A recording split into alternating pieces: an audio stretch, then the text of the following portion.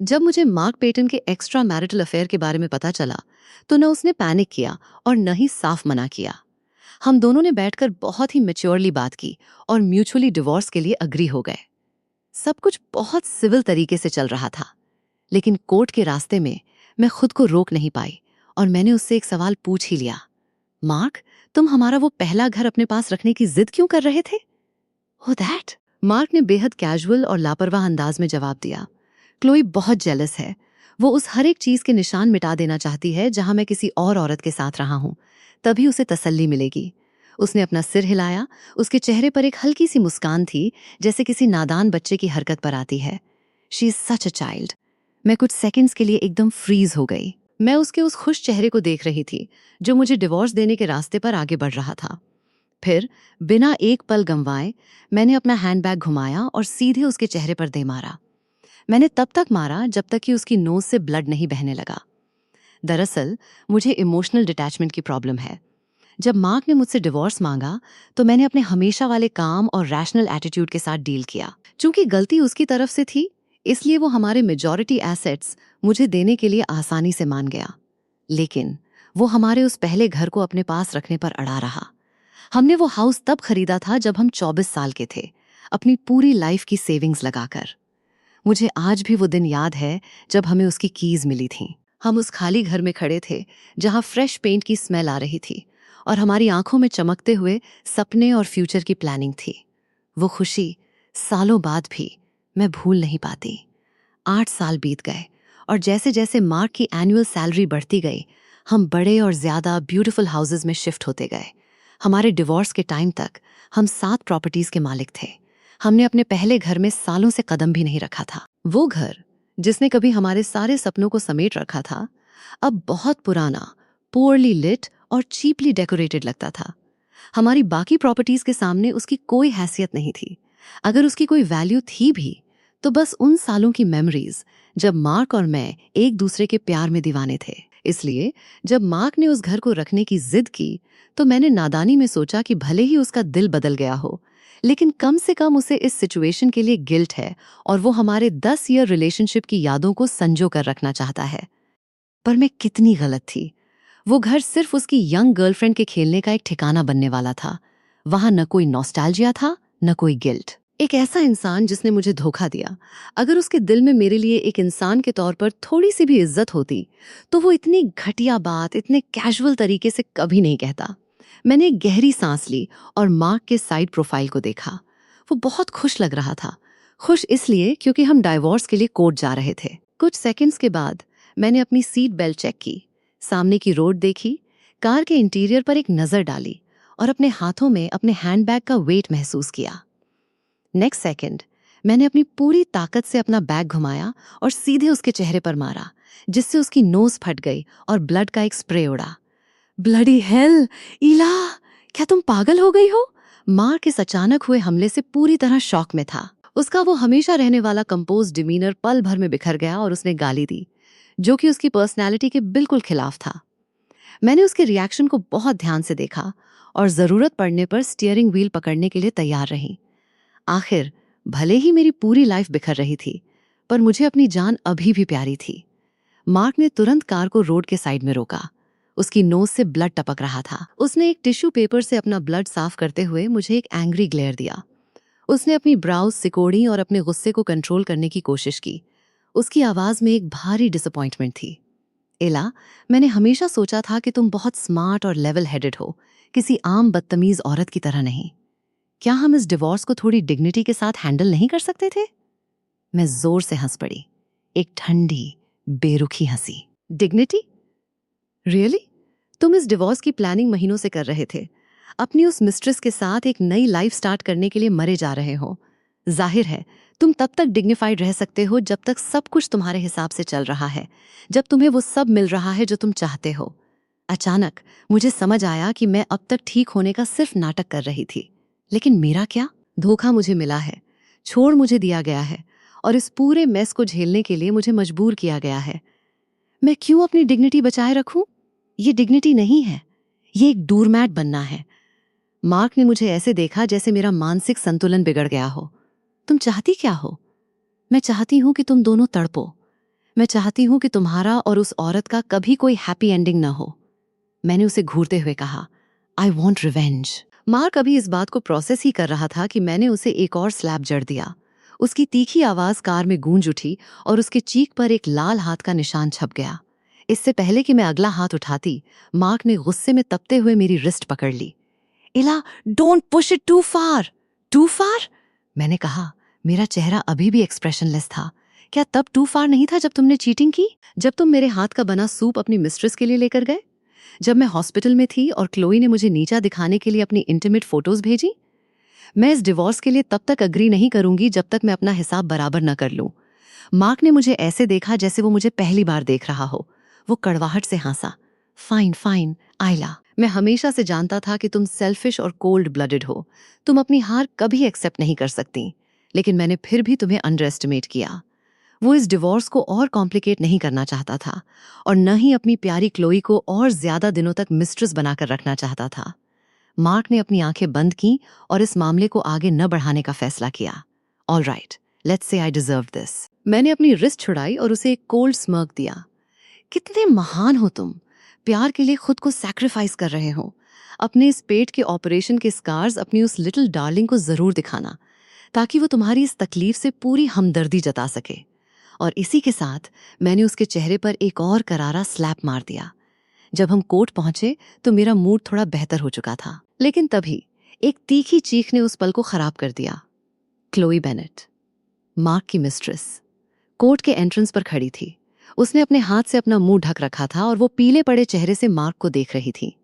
उस young girl ने आज स्टिलेटोस पहन रखे थे, चैनेल ड्रेस डाली हुई थी, हाथ में हर्मेस बैग था और उसका मेकअप एकदम परफेक्ट था। उसकी मैनिक्योर्ड नेल से लेकर स्टाइल्ड हेयर तक हर एक डिटेल पर बहुत ध्यान दिया गया था। वो अपनी यूथफुल ब्यूटी और एक विनर वाले एटीट्यूड के साथ चमक रही थी। मुझे नहीं पता था कि वो यहाँ सज धज कर एक विक्टर की तरह मेरा मजाक उड़ाने आई थी या मार्क के साथ अपनी नई लाइफ का इमीडिएट सेलिब्रेशन करने आई थी। खैर, उसके जो भी प्लान्स थे अब वो मिट्टी में मिल चुके थे। क्लोई तुरंत दौड़कर मार्क की बाहों में समा गई और रोती हुई आंखों से उसके चेहरे को छूने लगी। मार्क, क्या इस भयानक औरत ने तुम्हें मारा? इसकी हिम्मत कैसे हुई तुम्हें हाथ लगाने की? कोई इतना क्रूअल कैसे हो सकता है? तुमने पलटकर जवाब क्यों नहीं दिया? मार्क का टोन सख्त था, पर उसमें एक लाड़ था। Behave yourself, don't be silly. ये छोटे मोटे ब्रूजेस कुछ भी नहीं है। मैं नहीं चाहता था कि वो तुम्हें परेशान करे। क्लोई ने उदासी से अपना मुंह बनाया और अपना सिर मार्क के चेस्ट में छुपा लिया। मार्क का गुस्सा तुरंत पिघल गया और वो उसे बहुत जेंटल आवाज में कंफर्ट करने लगा। वो दोनों वहां एक दूसरे को गले लगाए खड़े थे, जैसे कोई बहुत बड़ा ड्रामा चल रहा हो। इसे देखकर मुझे सचमुच सिक फील होने लगा। हमारा डिवोर्स हो रहा है या नहीं? अगर नहीं तो मैं जा रही हूं, मैंने कहा। हो रहा है, मार्क ने उस यंग गर्ल को खुद से अलग करते हुए कहा। वो नहीं चाहता था कि मेरे खाए हुए स्लैप्स बेकार जाएं, लेकिन क्लोई ने अपनी बाहें फैलाकर मेरा रास्ता रोक दिया। नो वंडर मार्क अब तुम्हें बर्दाश्त नहीं कर सकता था। तुम्हें पहले उससे अपोलोजाइज करना होगा। वो मुझसे आधी हाइट छोटी थी, आंखें मटकाकर ऊपर देखते हुए मुझे घूर रही थी, जैसे किसी नादान बच्चे में एक अजीब सा बचकाना साहस आ जाता है। कोई हैरानी नहीं कि मार्क को वो क्यों पसंद थी। ऐसी यंग गर्ल के साथ रहकर वो खुद को अपनी टीनेज वाले दिनों में महसूस करता होगा, इमोशनली भी और इंटेलेक्चुअली भी। मैंने डिवोर्स पेपर्स अपने बैग में डाले। तो फिर ठीक है, तुम हमेशा के लिए उसकी मिस्ट्रेस ही बनी रहो, छुप छुप कर अंधेरे में जीती रहो। और जब भी मेरा मूड खराब होगा और मुझे अपना हिसाब बराबर करना होगा, मैं मार्क द्वारा तुम पर उड़ाया गया एक एक पेनी वापस क्लेम कर लूंगी। मैंने उसकी महंगी लग्जरी आइटम्स पर एक नजर डाली और सिर हिलाया, including everything you are wearing. वो यंग गर्ल पल भर में डिफ्लेट हो गई, उसका सारा नखरा गायब हो गया। मार्क के समझाने पर वो चुपचाप एक तरफ खड़ी हो गई और बहुत ही मासूम सा चेहरा बनाकर हमें डिवोर्स प्रोसीडिंग्स पूरी करते हुए देखती रही। पेपर वर्क कंप्लीट होने के बाद मार्क उस लड़की को अपनी कार तक छोड़कर चला गया। मैं कोर्ट के एंट्रेंस पर आई और दिसंबर की उस ठंडी हवा में एक गहरी सांस ली। अब जाकर मेरे दिल का दर्द धीरे धीरे सरफेस पर आ रहा था। मुझे कार में कहे मार्क के वो शब्द याद आए जब उसने मुझे सेल्फिश और कोल्ड हार्टेड कहा था। ये पहली बार नहीं था जब उसने मुझे इन शब्दों से डिस्क्राइब किया था। जब मार्क मुझे परस्यू कर रहा था तो उसने बिना किसी रिस्पॉन्स के पूरे 2 साल तक बहुत मेहनत की थी। तब उसने एक लंबी सांस ली थी और कहा था, इला, तुम बाहर से बहुत जेंटल दिखती हो, लेकिन तुम अंदर से किसी भी इंसान से ज्यादा सेल्फिश और कोल्ड हार्टेड हो। तुम चोट खाने से इतना डरती हो, इला, कि तुम किसी को अपने दिल में आने ही नहीं देना चाहती। पर आयरनी देखो, मुझ जैसी तथाकथित सेल्फिश और कोल्ड हार्टेड लड़की ने जब मार्क के साथ रिलेशनशिप में आई तो अपनी सारी डिफेंसेस गिरा दी। ग्रेजुएशन के बाद हम दोनों पोस्ट ग्रेजुएट स्टडीज करना चाहते थे, लेकिन फाइनेंशियल कंडीशन ऐसी नहीं थी। मुझे एक अच्छी जॉब का ऑफर मिला तो मैंने एक मुश्किल फैसला लिया। मैंने काम करना शुरू किया ताकि मार्क बिना किसी टेंशन के अपनी मास्टर्स डिग्री पूरी कर सके। उस शहर में सिर्फ मेरी सैलरी पर घर का रेंट और लिविंग एक्सपेंसेस निकालना बहुत भारी था। मैं बस एक छोटा सा कमरा अफोर्ड कर पाई, जिसमें अटैच बाथरूम तक नहीं था। हम सच में बहुत गरीब थे तब। बाहर खाना खाने की हमारी हैसियत नहीं थी, इसलिए मैंने एक छोटा इलेक्ट्रिक हॉब खरीदा और खिड़की के पास रखकर सिंपल मील्स पकाने लगी। जब मुझे बोनस मिलता तो हम पास के एक पब में जाकर लैम्ब शैंक्स खाकर खुद को ट्रीट देते थे। दिसंबर की इस सर्द सर्दियों में लैम्ब शैंक्स सबसे सुकून देने वाला खाना होता था। मार्क हमेशा सबसे मीठी पोर्शन मेरे लिए छोड़ देता था। एक बार जब उसने मुझे खत्म हो चुकी प्लेट में से मीट के छोटे छोटे टुकड़े ढूंढते हुए देखा तो उसकी आंखें भर आईं। उसने कहा, ले, आई एम सॉरी, तुम्हें मेरी वजह से इतना स्ट्रगल करना पड़ रहा है। उसने मुझसे वादा किया था, बस थोड़ा सा वेट करो, मैं तुम्हें वो लाइफ दूंगा जहां तुम बिना प्राइस टैग देखे जो चाहे खा सकोगी, जो चाहे खरीद सकोगी। ट्रस्ट मी, मैं तुम्हें एक ऐसा फ्यूचर दूंगा कि हर औरत तुमसे जेलस होगी। वादे खूबसूरत होते हैं, लेकिन रियलिटी बहुत क्रूअल होती है। पिछले महीने जब मैं एक्यूट अपेंडिसाइटिस की वजह से अचानक कोलैप्स हो गई और कुछ अजनबी मुझे हॉस्पिटल लेकर भागे, मैंने मार्क को काउंटलेस टाइम्स कॉल किया, पर कोई जवाब नहीं आया। फिर मुझे एक अननोन अकाउंट से एक फोटो मिली। उस फोटो में एक खूबसूरत यंग गर्ल मार्क के फोन से प्लेफुल अंदाज में एक सेल्फी ले रही थी, जैसे वो मुझे चैलेंज कर रही हो। नीचे लिखा था, I am confiscating your phone, you are not allowed to take calls from anyone else. और उसके ठीक पीछे मेरा पति मार्क दरवाजे के फ्रेम से टेक लगाए बाहें समेटे खड़ा था। वो उसकी इस बचकानी हरकत पर एक इंडल्जेंटली मुस्कुरा रहा था।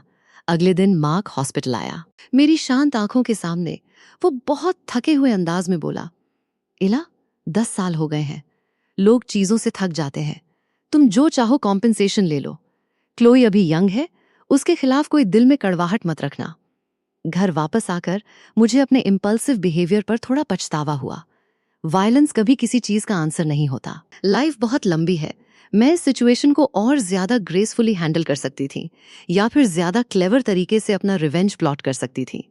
मैं अभी यही सब सोच ही रही थी कि मेरी नज़र क्लोई के सोशल मीडिया पोस्ट्स पर पड़ी। शायद उस दिन के शॉक और अपसेट के बाद क्लोई को कंफर्ट करने के लिए मार्क उसे एक बेहद एक्सपेंसिव डिनर और शॉपिंग स्प्री पर ले गया था। वो इतने शॉपिंग बैग्स उठाए हुए थी कि संभालना मुश्किल था। वो यंग गर्ल पूरी तरह चीयर अप हो चुकी थी। वो उस पॉश रेस्टोरेंट में अपनी ड्रेस और हील्स में उंगलियों से पीस साइन बनाते हुए एक स्मग एक्सप्रेशन के साथ पोस्ट कर रही थी। कैप्शन था, इस मोड़ पर कुछ चिड़चिड़ी एक्स वाइव्स सिर्फ टैंट्रम्स ही थ्रो कर सकती हैं। हम क्या कर सकते हैं? बस मेनोपॉज से गुजर रही औरतों को टॉलरेट करना पड़ता है। उसकी सीरीज ऑफ फोटोज में एक ऐसी फोटो थी जिसमें उसका डेलिकेट गोरा टखना दिख रहा था और उस पर एक पतली सी चैन ढीली लिपटी हुई थी। मैंने उसे तुरंत पहचान लिया। वो मेरी सिल्वर नेकलेस थी, जिसे मैं अपने पहले घर में भूल आई थी।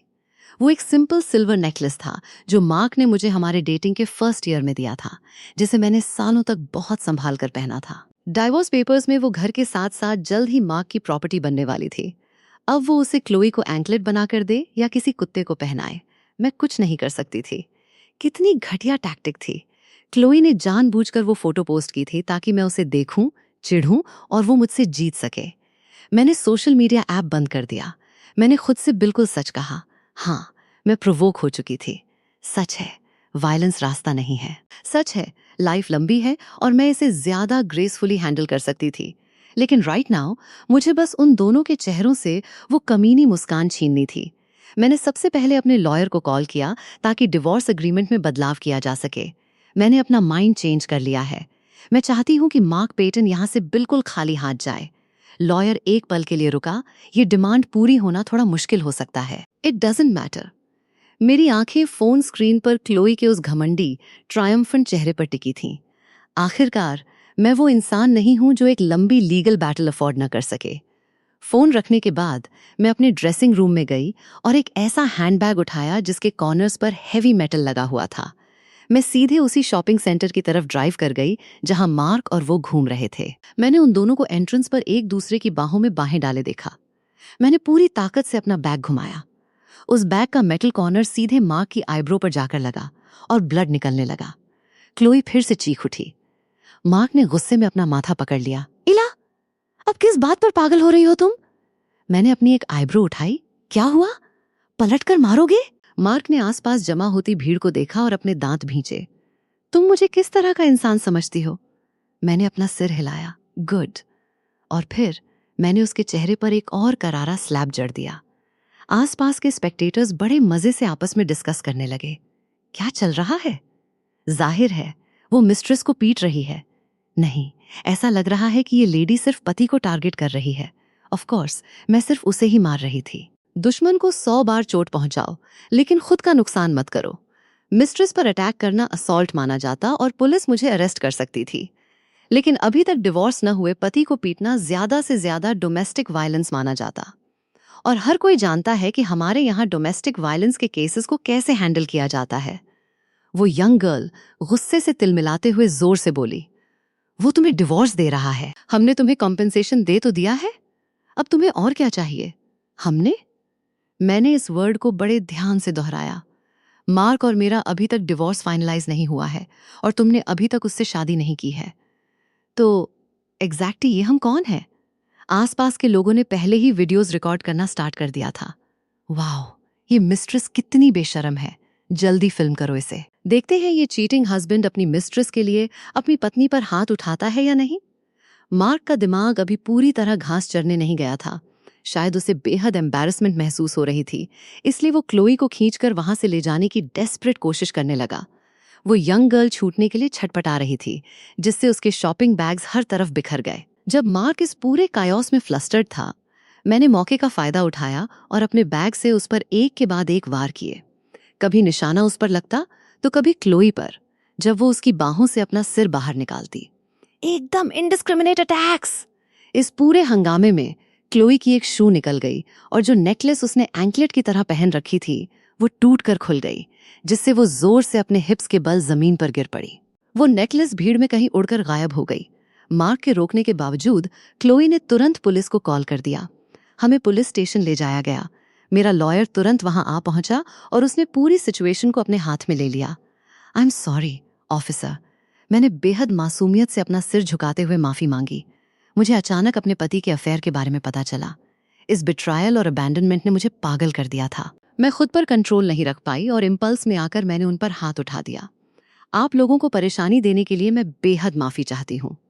ऑफिसर ने नोट्स लेते हुए हाथ रोका और हिचकिचाहट से मेरी तरफ देखा। क्या आपने इन पर पहली बार हाथ उठाया है? यस ऑफिसर, पहली बार। ऑफिसर ने अपनी ब्राउज सिकोड़ी। मेरा लॉयर तुरंत बीच में बोला, डोमेस्टिक वायलेंस अपनी कंटिन्यूअस और रेगुलर नेचर से डिफाइन होता है। मेरी क्लाइंट की हरकतें किसी भी तरह डोमेस्टिक वायलेंस के अंडर नहीं आती। ये सिर्फ एक सिवियर इमोशनल डिस्ट्रेस का एक एक्सेसिव रिएक्शन था। ऑफिसर ने अपना पेन नीचे रखा और कंक्लूजन निकाला। ये एक डिवोर्स डिस्प्यूट का मामला है।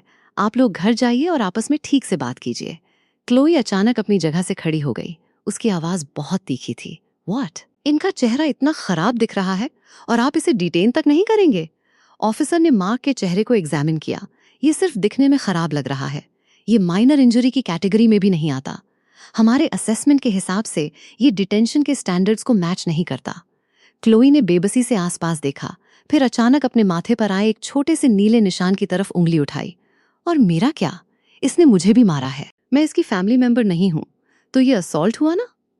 मेरे लॉयर ने मुझे एक नजर देखा। मैं फिर से खड़ी हुई और बहुत ही कंप्लाइंटली माफी मांगने लगी। I am sorry miss Bennett. आप मेरे अटैक के रास्ते में आ गई थीं और मैं सही समय पर खुद को रोक नहीं पाई। ये विशुद्ध रूप से एक एक्सीडेंट था। ऑफिसर ने अपना सिर हिलाया। मिस, सीसीटीवी फुटेज से ये कहीं भी साबित नहीं होता कि मिस कार्टर का आपको चोट पहुंचाने का कोई भी इंटेंशन था। इसे असॉल्ट की कैटेगरी में नहीं रखा जा सकता। इसमें सिर्फ सिविल मीडिएशन ही पॉसिबल है। स्टैंडर्ड प्रोसीजर को फॉलो करते हुए ऑफिसर ने मुझे ऑर्डर दिया कि मैं क्लोई को उसके नुकसान के लिए 50 पाउंड्स और इमोशनल डिस्ट्रेस के लिए 200 पाउंड्स पे करूं। Total 250 pounds. मैंने बहुत ही सिंसियरली इसे एक्सेप्ट किया और पुलिस स्टेशन के अंदर ही क्लोई को संभाल रहे मार्क की तरफ इशारा करते हुए आवाज लगाई, सुना तुमने? इसके अकाउंट में 250 पाउंड्स ट्रांसफर कर देना। चूंकि अभी तक हमारे एसेट्स का डिवीजन नहीं हुआ था, इसलिए पैसा किसके अकाउंट से जा रहा है इससे कोई फर्क नहीं पड़ता था। जब मैं पुलिस स्टेशन से बाहर निकल रही थी तो मैंने देखा कि क्लोई का चेहरा एकदम उतरा हुआ था। उसके पास से गुजरते हुए मैं हल्का सा मुस्कुराई। क्यों?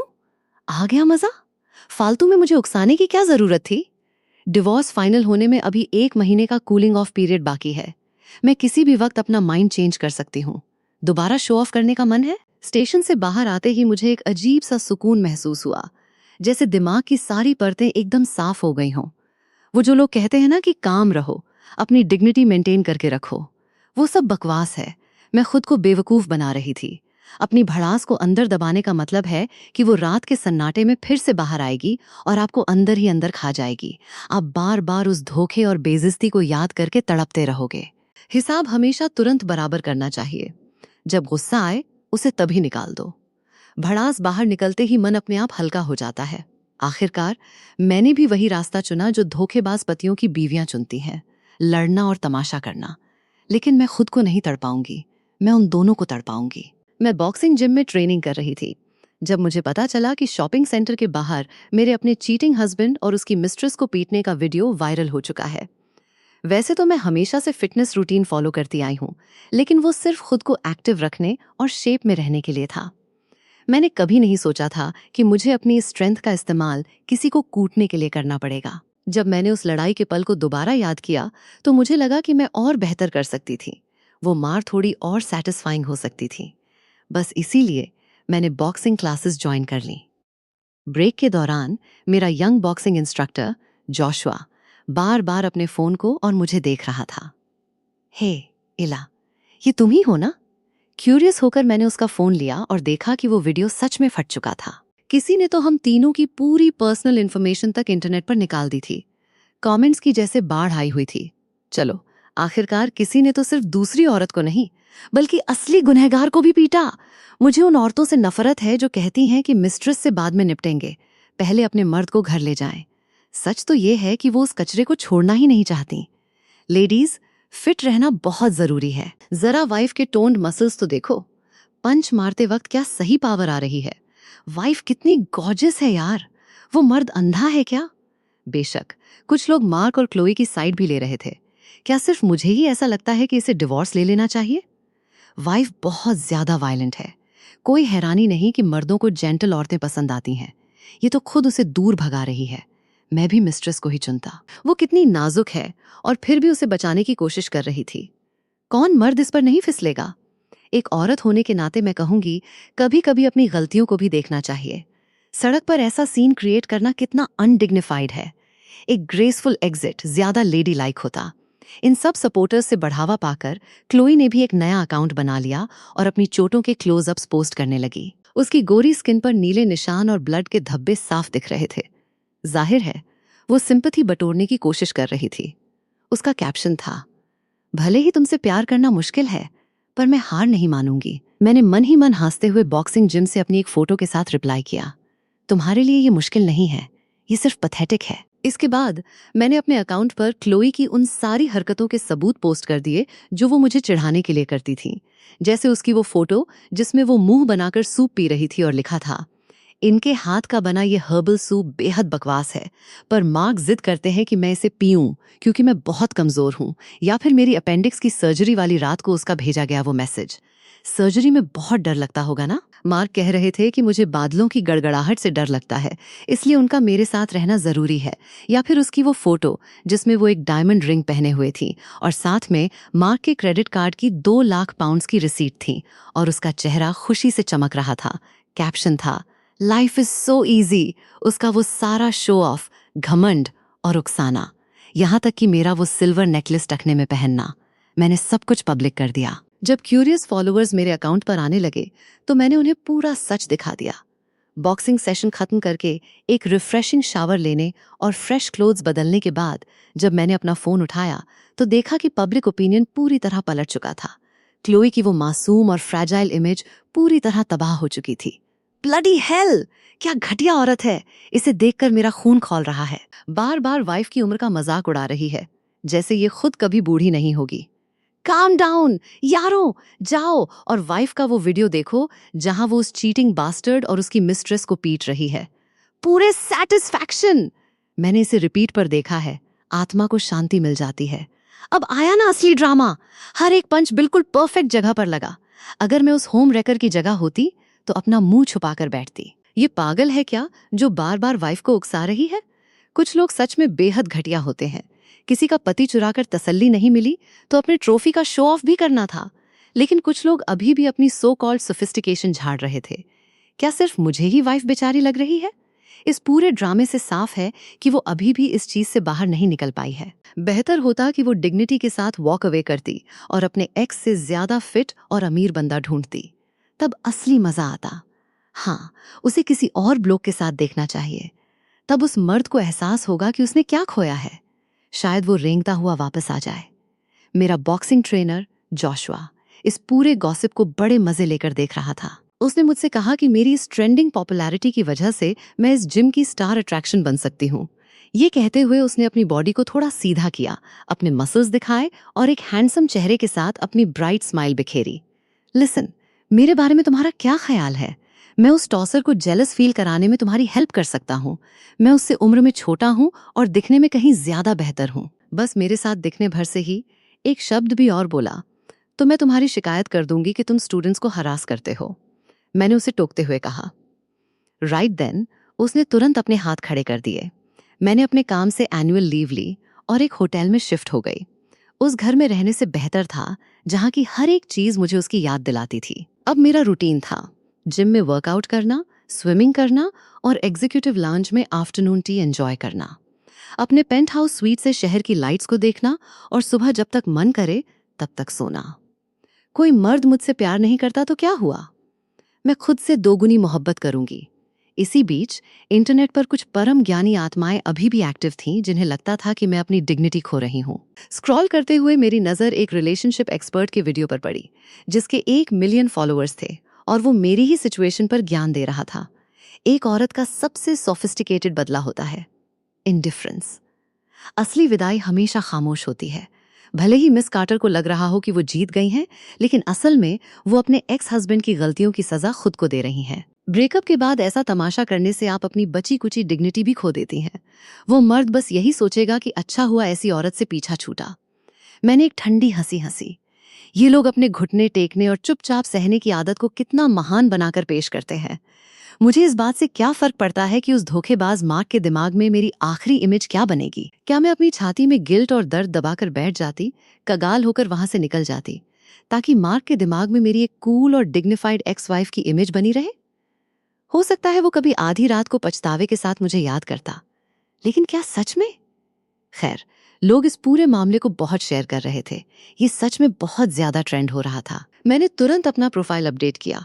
जब अकाउंट पर इतनी रीच आ ही रही है तो क्यों न इसका कुछ फायदा उठाया जाए। देर शाम तक काम करने के बाद मुझे मेरी यूनिवर्सिटी की रूममेट का कॉल आया। उसकी आवाज में एक अजीब सी हिचकिचाहट थी। इला, कल के क्लास रियूनियन के बारे में पूछना था। क्या तुम अभी भी आ रही हो? मैं उसकी बात का मतलब तुरंत समझ गई। शॉपिंग सेंटर के बाहर बीवी ने चीटिंग पति और मिस्ट्रेस को कूटा। ये वीडियो वायरल हो चुका था। जाहिर है हमारे जानने वाले लगभग हर इंसान ने इसे देख लिया था। मैंने मुस्कुराते हुए जवाब दिया, ऑफ कोर्स मैं आ रही हूं। मैं क्यों नहीं आऊंगी भला? नहीं, मैंने सुना कि मार्क उस लड़की को भी साथ लेकर आ रहा है, तो मुझे लगा शायद तुम्हें थोड़ा अजीब फील हो। मैं धीरे से हंस पड़ी। क्या एम्बैरेस्ड फील होगा? अपनी मिस्ट्रेस को साथ लेकर घूमने में शर्म उसे आनी चाहिए, मुझे नहीं। मैंने कुछ गलत नहीं किया है। मेरी सहेली ने एक राहत की सांस ली। चलो, अच्छा है तुम ऐसा सोचती हो। मुझे तो डर था कि तुम इस चीज को फेस नहीं कर पाओगी। आखिर मार्क तुम्हारा फर्स्ट लव था। उसने पुरानी यादों को ताजा करते हुए कहा, यूनिवर्सिटी के दिनों में तुम्हारे पीछे कितने लड़के दीवाने थे। सब कहते थे कि तुम्हें जीतना नामुमकिन है। तुम हमेशा सबको बहुत पोलाइटली मना कर देती थी, लेकिन फिर तुमने मार्क को चुना और एक बार जब चुन लिया तो तुम पूरी तरह उसके लिए डिवोटेड हो गई।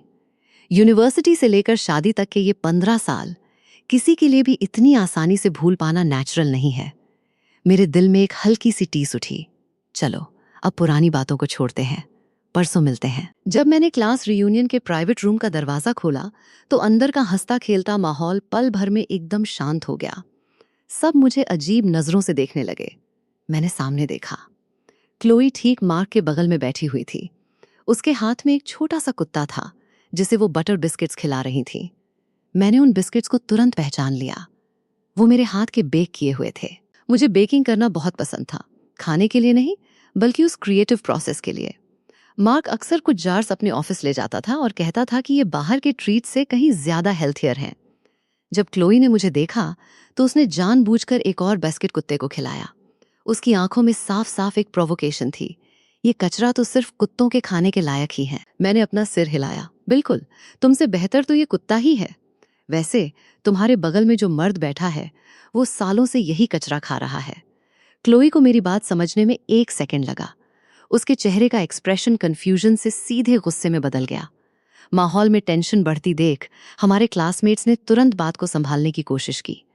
उन्होंने टॉपिक चेंज किया और मुझे एक सीट पर ले जाकर बिठा दिया। मैं भी सबका मूड खराब नहीं करना चाहती थी, इसलिए चुपचाप बैठ गई और बातचीत में शामिल हो गई।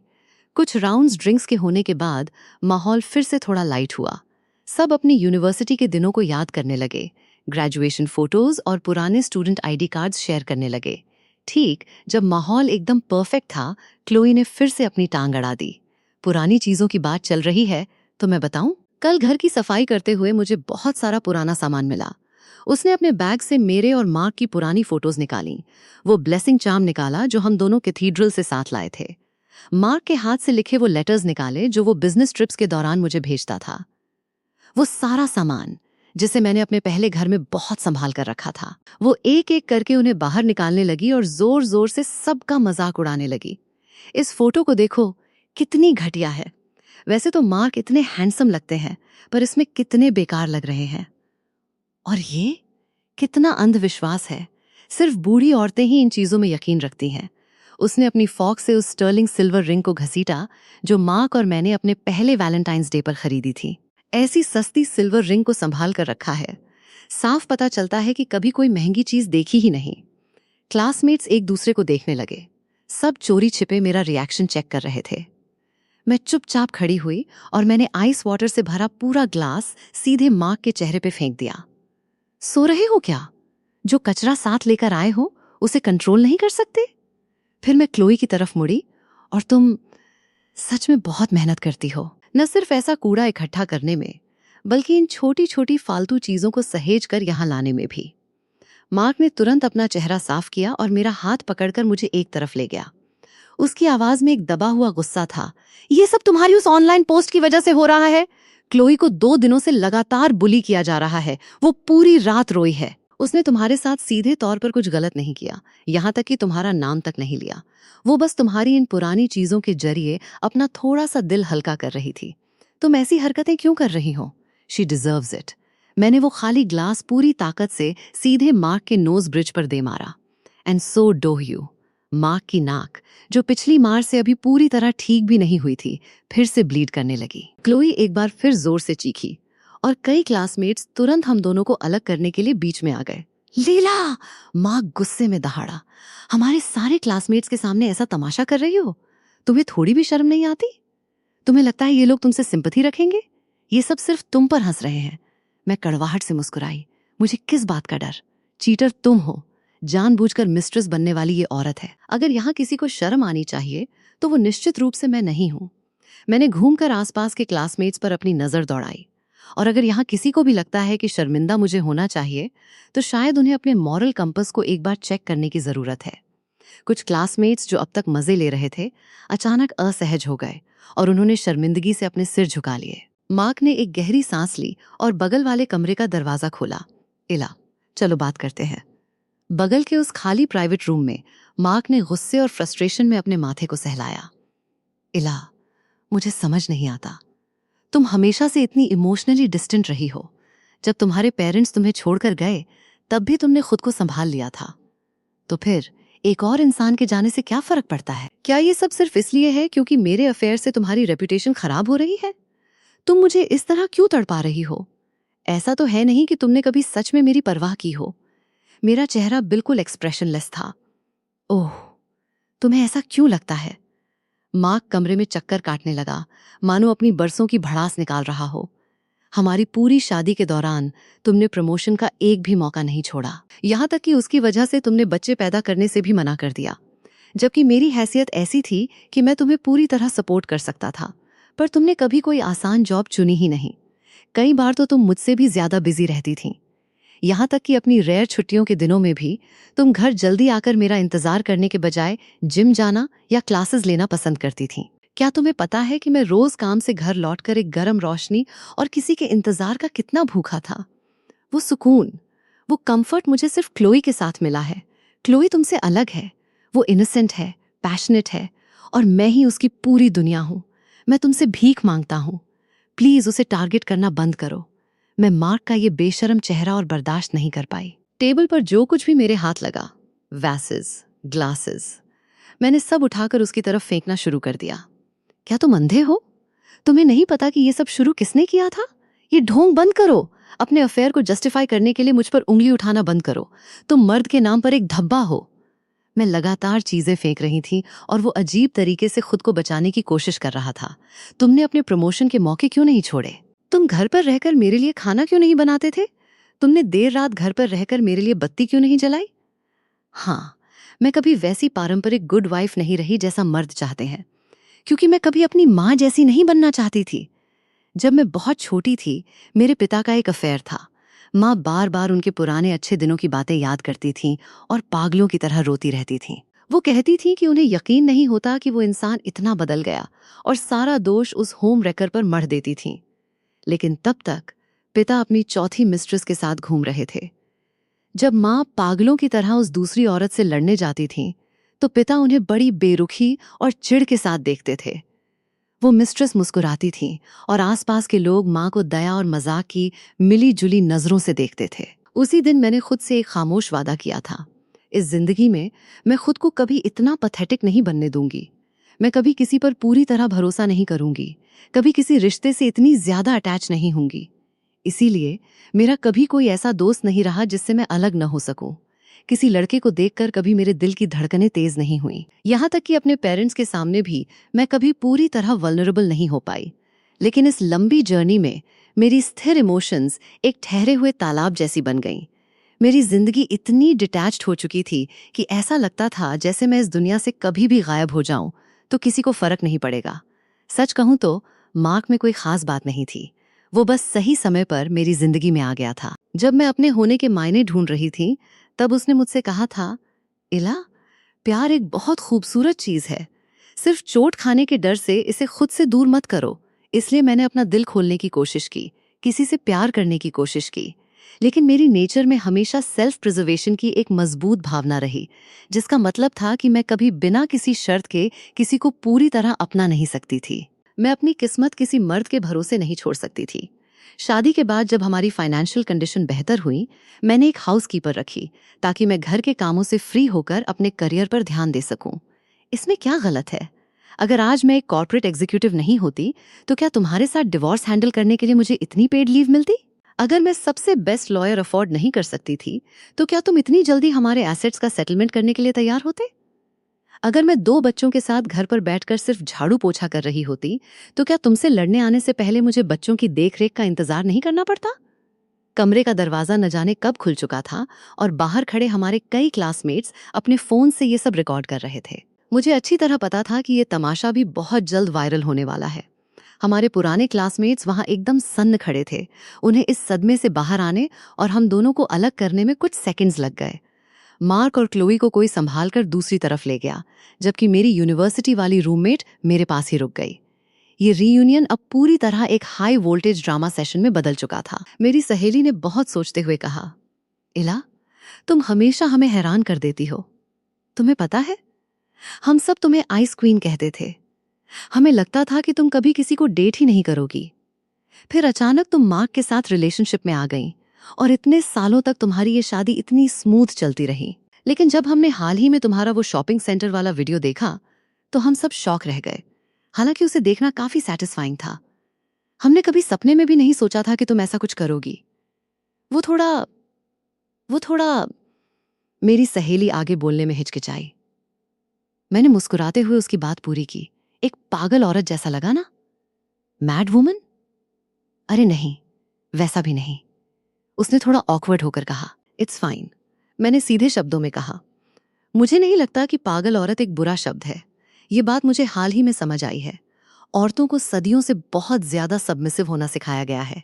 लिटरेचर में, फिल्मों में और टीवी शोज में हमेशा उन औरतों को रोमांटिसाइज किया जाता है जो चुपचाप दर्द सहती हैं। उनके पीड़ित होने को इस तरह ग्लोरीफाई किया जाता है जैसे उनका ये खामोश एंड्योरेंस ही एक दिन बाकी सब में पछतावा और सुधार लेकर आएगा।